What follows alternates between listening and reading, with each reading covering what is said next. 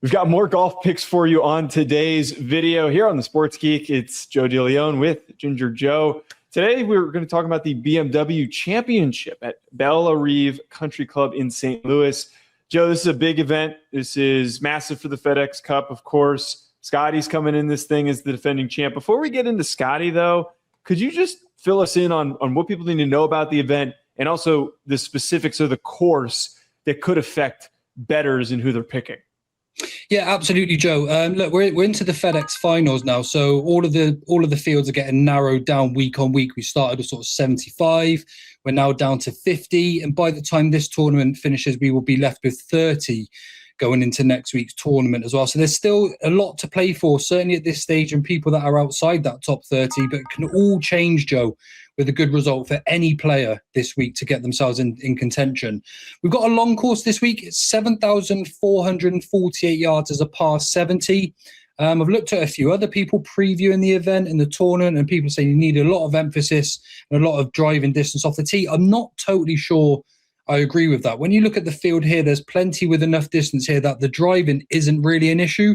But what I did notice is particularly important this week is that I think players that hit a fade around this golf course are going to have a significant advantage from tee to green. And that's really, really important this week. They are big greens here this week, but you don't want to miss them. You do need to be making birdies. And when you've got a player like Scottie Scheffler in the form he's in, Joe, you need an aggressive player with good approach play. And then just good driving is obviously welcome, but it's not an asset I'm looking for this week. I want a fader who's a really aggressive ball striker and really good from tee to green. So that's the recipe for this week.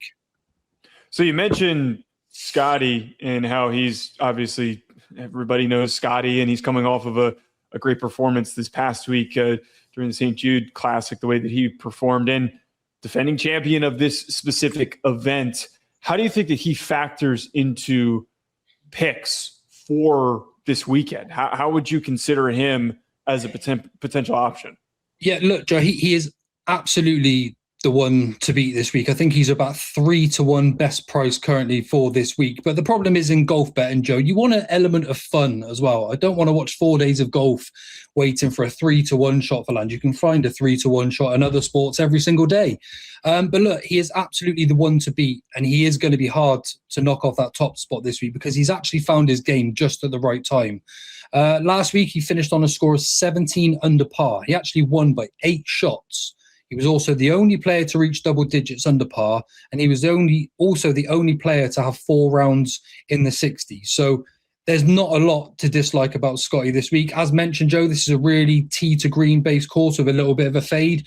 That's exactly what Scotty does. So if everyone thought he was hard to beat last week, he's going to be even harder to beat this week too. So I think when finding your players for punters that like to find their own selections for these events, if you're backing Scotty, fair enough, but you don't give yourself the opportunity to have a wider squad.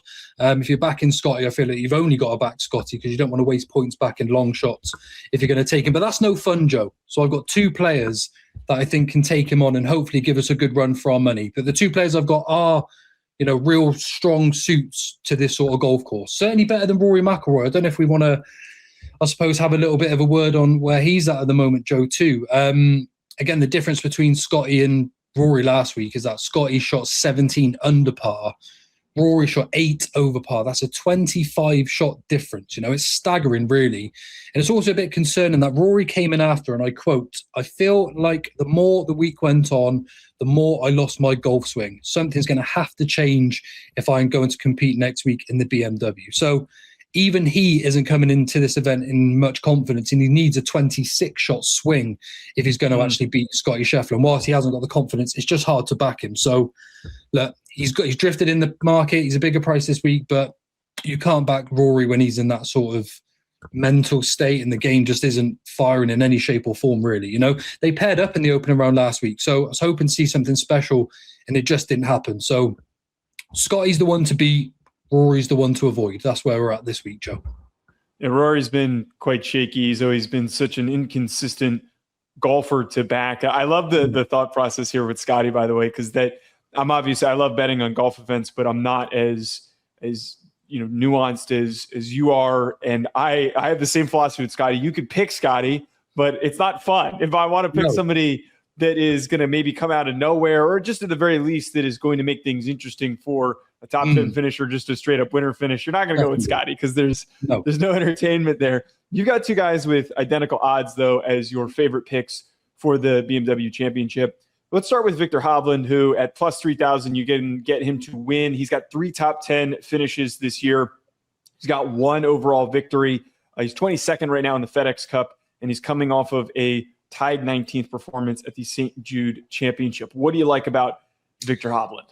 Yeah, look, Viktor Hovland is one of maybe a small handful of players on the PGA Tour, Joe, that have a very similar game plan to Scottie Scheffler. They strike the ball really well from the fairway. They have a high ball flight with a fade, and they just attack. Now, we go back, say, 2 years or so. I think we've actually discussed it a few times on this channel already, that Viktor Hovland was potentially the outside Scott and Rory that was going to sort of break their way into the top 3 in the world. It didn't quite happen because he has become a little bit obsessed with his golf swing. We've seen this with a lot of players, but with Viktor, it just seems he is so focused on the fundamentals of his golf swing that he's almost forgot how much natural ability he had to get him to where he was. That is sort of starting to turn a little bit again this season, Joe. He's slowly starting to find his form. And watching him last week at the St. Jude, I really liked what I saw because he was aggressive. Even with his wedges, he was more attacking-minded. He was better with his short game.